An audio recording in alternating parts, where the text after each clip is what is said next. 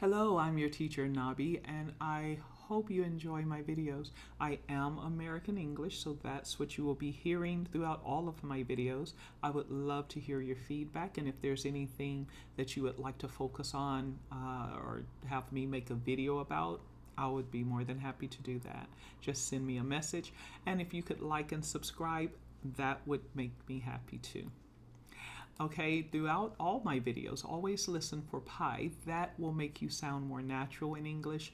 Think about the pronunciation, intonation, and expression. And remember to download that free PDF. It has a little bit more than my videos do, things that I couldn't fit in here. But our focus today is going to be on sentence pattern. She is. You can replace it with he is, we are, they are, but we're going to use, just for the sake of simplicity today, she is. We're going to work with prepositions, verbs, and adjectives to see how we can use those words, those category of words, and describe this picture. Okay? Shall we get started? Then let's go. We're going to start with prepositions in our first sentence. She is in bed. She's in bed. So you can go ahead and make that, do a contraction with it, or you don't have to, but she's in bed is totally fine. And you can go ahead and add that article, the. She is in the bed. So either one, she's in bed, she's in the bed, either one will work. She is under the cover, preposition under, which she is under the cover if you see here. So you can say she's under the cover. Now, most of the time, it just depends. You may hear someone say she's under the cover, or you may hear someone say she's under the covers, and it's totally fine. Normally, we do make covers plural. We'll talk about sheets a little later, but for cover, we do make it plural. She's under the covers, or she's under the cover. Either one is fine. The next one is she is on a sheet. Now, this one isn't totally natural unless you're talking about the sheet itself. Is the bed made up? Oh, I don't think I put any sheets on it. No, she's on a sheet. She's on a sheet. Oh, then it makes sense because we're talking about the actual sheet that she's laying on. And you can see here with the wrinkles there in the sheet that she's laying on a sheet. So it is a fact, and it is true, and it's grammatically correct, but not totally natural to just say to someone about someone who is in the bed, and that's what we're focused on, what's in this picture. The next one, she is in the sheets, and remember, like cover, we can add a S. Well, here, typically the S is always there with sheets. Now, the last one we were just talking about one sheet, the one that she was laying on, but typically there's a bottom sheet that you lay on and a top sheet that you put over you. So that's why we typically say she's in the sheets. She's in the sheets. And again, we definitely need the article the there. She is in the sheets. She's in the sheets. Okay.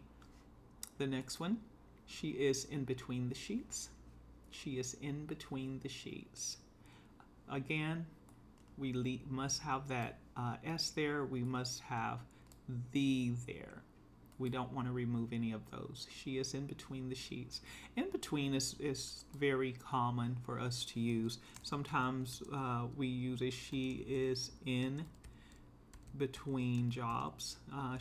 Ending one job, starting another job. She's in between careers. She's in between whatever you can use, or he or she or they. That's totally fine. But we do use in between quite a bit. That's very common. We're going to go on to verbs now. So let's look at these verbs. The first one is she is hiding under the covers. Now, why do we say that? Well, the first part with prepositions was just about her position in bed. That's it. In, under, on, in between. But here we're looking at more behavior.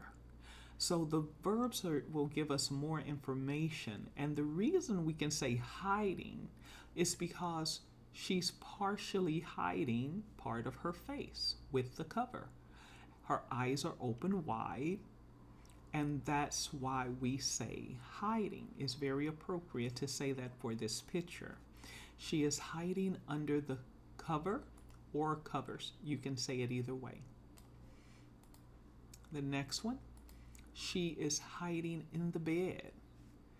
This one here, she is hiding in the bed. I was going to make a note for you that she is hiding in bed. It's totally fine. We don't need that article in front of the bed, but we can say she is hiding in bed or in the bed. Either way will work, but the "the" is not necessary here. The next one is she is peeking from the covers. She is peeking. This is what we call peeking when you don't show your entire face. You may cover your face altogether. You may hide it with your hands, and then you may look out just a little bit, showing one eye. That's what we call peeking. We call it here peeking because she has half of her face covered with the cover. So that's why we say she's peeking. Hiding, peeking. Let's see what else we can call it. She's gripping the covers. Grip. See how she's holding the covers pretty tight. And that's what we call a grip when you're holding something tightly. You grab the doorknob, you grab someone's shirt, someone's arm, a piece of paper, a hammer, anything that you hold on to tightly is called a grip. That's a grip. And that's what she's doing here. She's gripping onto the covers, or she's gripping the covers. Let's look at the next one. She is holding onto the covers. We are coming to some prepositions that we did not use when we were in prepositions. We will talk about these later in another video, okay? But right now, she is holding onto the covers. So you can say she's holding it, she's gripping it, and let's look at another one, another verb that we can use. She is grabbing the colors. So she's grabbing the covers. This could be called a grip, a hold, or a grab. Now, grabbing tends to be something that's further away from you. You grip it or grab it and pull it towards you. So a grip can just be talking about the hold itself, how tightly you have it in your hand. But a grab tends to mean that not only did you grip it, but you pulled it towards yourself, closer to you. You grabbed it. You grabbed the paper. You grabbed the bag. You grabbed the sheets and brought it to yourself. That's what the difference between a grab and a grip.